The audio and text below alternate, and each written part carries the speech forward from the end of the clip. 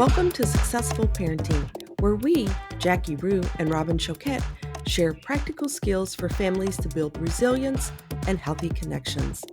As practicing professionals and parents ourselves, we hope this podcast is a resource for parents to grow, reflect, and learn more about themselves and their children. Our approach is simple, tangible, and most importantly, we lead with compassion for the integrity of the families we serve. This podcast should not be taken as medical advice and is intended for informational purposes only. We love our work, and we can't wait to watch families gain confidence and open themselves up to new ways of successful parenting. Hey, Robin. Hey, Jackie. As we are focusing today's episode on gratitude, and we know that Thanksgiving is just around the corner, what is one thing that you are grateful for today? I am grateful for our friendship and everything that it has brought to my life.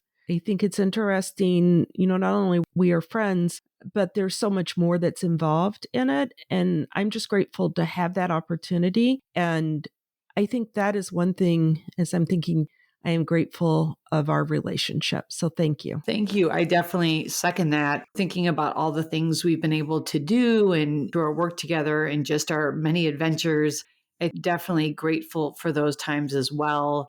I think there's also just gratitude for the time of year, being able to be outside and in nature. I feel very grateful for where I live and the fact that being able just to go outside freely. I think sometimes I take for granted. I do live in such a safe community where I can leave my door open and just be outside. And so I think that is also one thing that I feel very grateful for today. Oh, I like that because that is so true. And I think we do sometimes take that for granted because there's a lot of people around the world that is not always the situation that they live in. So true. Thanksgiving is coming, as you said, and gratitude is a big piece. And people talk a lot about being grateful during this time of year. If you had to define being full of gratitude, how would you describe it, Jackie? I think it starts with just acknowledging just things. And it doesn't always mean that things are going well, as we're going to talk a little bit about today. And I'll kind of share in many of the school districts I work with, we are using the term gratitude frequently to teach children different social skills, empathy or understanding of one another, or even perspective taking at times. And one thing we talk a lot about is just really observing what's happening in front of us. And even though sometimes it's difficult or challenging or not even going the way we want it to, gratitude can just be accepting the moment and being just grateful to have the moment. Again, it's not about it being good or bad or positive, but just about just being. And I think so often when we can just slow down and appreciate the moment and be grateful, we see that there's not only benefits for our emotional health, but also our physical health as well. Right. And I like what you said because it's observing and then really just acknowledging whatever it may be. And I think that kind of sums it down to a place that makes a lot of sense. Observing and being, there's a skill that we often talk about, Jackie, when we talk about to individuals to observe and then to label and participate.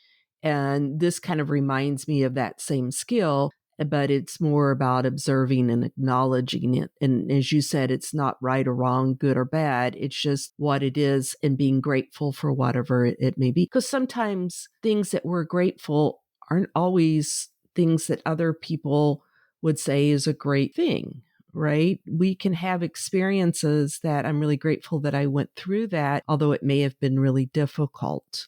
And so I like the way you said that, and it does make a lot of sense. And then rolling into the benefits of being full of gratitude, we see so many. Physical, we see individuals, there's sleep, right? And when we're talking to our kids about it too, it can even help them feel more confident that they have the power to not only be grateful, but share it with someone else. I've seen a lot of families this year practice, doing acts of gratitude by, sharing something with someone else or doing something kind for someone else. Right. It builds stronger relationships is what you're really saying there. Yeah. I think it builds stronger relationships. I think it also builds confidence in children that they have the ability to impact someone else. So many of our children tell us they love to feel needed, or they love to feel like they can have a positive impact on someone else. And so many of them feel like they don't have that in them. And so as I've seen families this year start to really focus on gratitude, not only we've seen the benefits in the physical health, like sleep, like you said, but also being more confident, which has led to,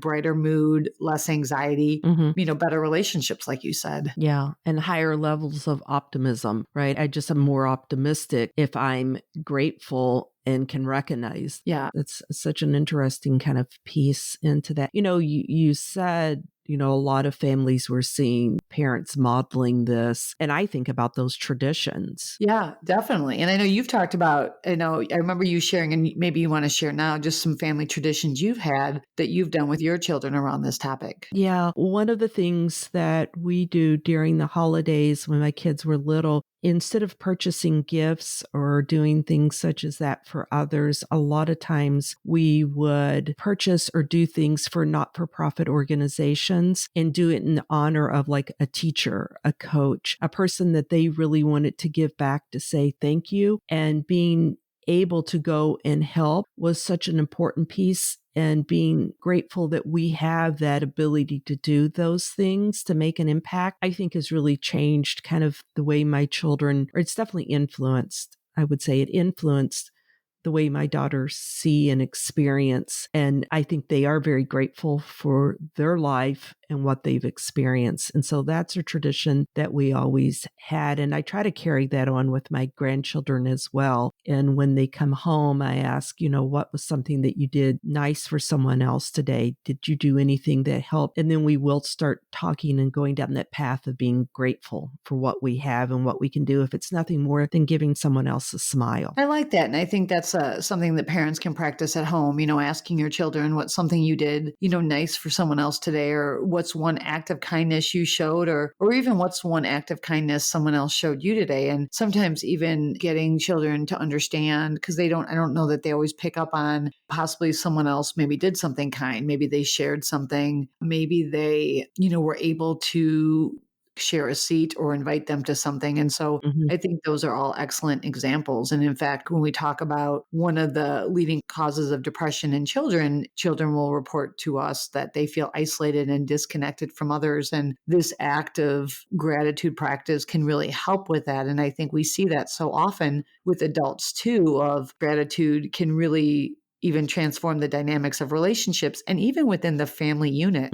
Absolutely. When there's times of struggle, if that can be present alongside of the struggle, what a difference plays a part into resilience. As we talk about the anxiety and depression, that was so pointed to really the benefits of really practicing being grateful. Well, and so when you think about some of the skills we're trying to teach children, like I said in the beginning, empathy is one I know that I work a lot on with children and teens I work with. The more we practice kind of the difference between empathy and sympathy and showing acts of kindness, we do see that impact on their overall emotional well-being. And as families do work together to kind of cultivate this, maybe you call it culture of appreciation in our home, I think we see that families then report feeling more connected, feeling more a sense of fulfillment even. And so one thing that I think just for listeners is really, as you think about Thanksgiving, I think so often, and I was guilty of this, Thanksgiving is a time where we tend to volunteer and really be grateful, but really carrying some of these practices throughout the year. Mhm. One thing I'll have kids do a lot is keep a gratitude journal where they will record or write down, one thing that they're grateful for each day. And again, it's not necessarily something that went really well or something that they got, but just it can be an experience. It can be, sharing something. It can be doing something nice for others. And when they're really feeling down, I'll have them go back and read through that. And so often they'll tell me that really lifts up their mood. And Jackie, I think it's so true, because sometimes we feel like we need to do these huge gestures. We need to really almost overextend ourselves. If we're truly grateful and if we've had abundance in our life, we can do it in a way that we can still maintain ourselves in a healthy way, then we're going to see our longevity and our ability to maintain that type of gratitude and being grateful in our lives and really modeling that. I think that would be great, because I've had adolescents to say, yeah, my mom tries to do these things, or my dad or another family member, but it looks like it's so stressful. I don't think I'll ever do that, because they get so stressed out when they're trying to volunteer and they're trying to help and they're trying, like, that doesn't look enjoyable.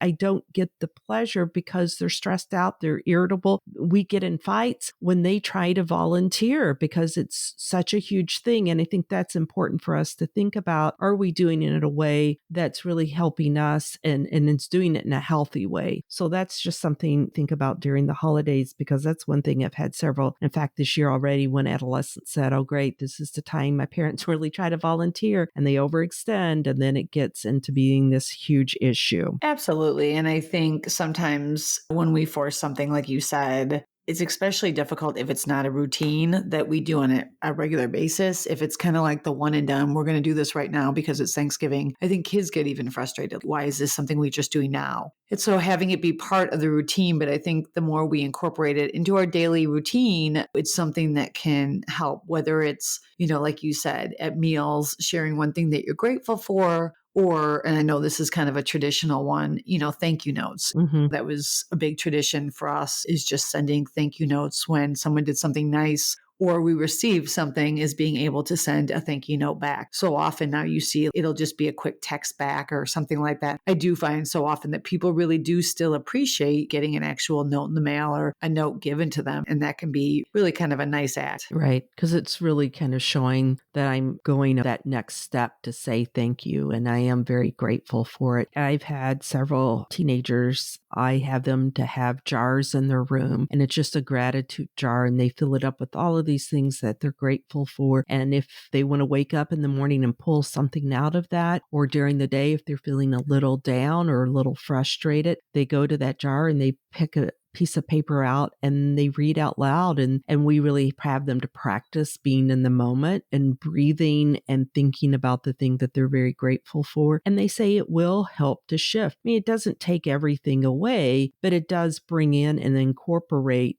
that piece into their existence. So I think that's so helpful and helps us to kind of shift when we're feeling frustrated or we're upset about something. When we talk about finding the good, even in difficult situations, so often we model for our kids, right, how to respond. And when we find ourselves, and I do this too, venting or complaining, or our kids are kind of venting or complaining, trying to flip it, right? Right. I like how we've talked about that today, trying to flip it into something, even modeling for our children in a difficult situation, finding that silver lining, or, even though this is really hard, I'm grateful for this, and helping children to see that even during difficult situations, we can still be grateful and believe that the situation will pass and we will get to the other side. Right. I love that. I absolutely love that. Well, Jackie, thank you so much. I hope everyone has a wonderful holiday season and can find a few things in their life that they are grateful for and really be able to share that with others. Thank you so much. And I will see everyone later. I will see you later, Robin. Okay. Bye, Jackie. Bye.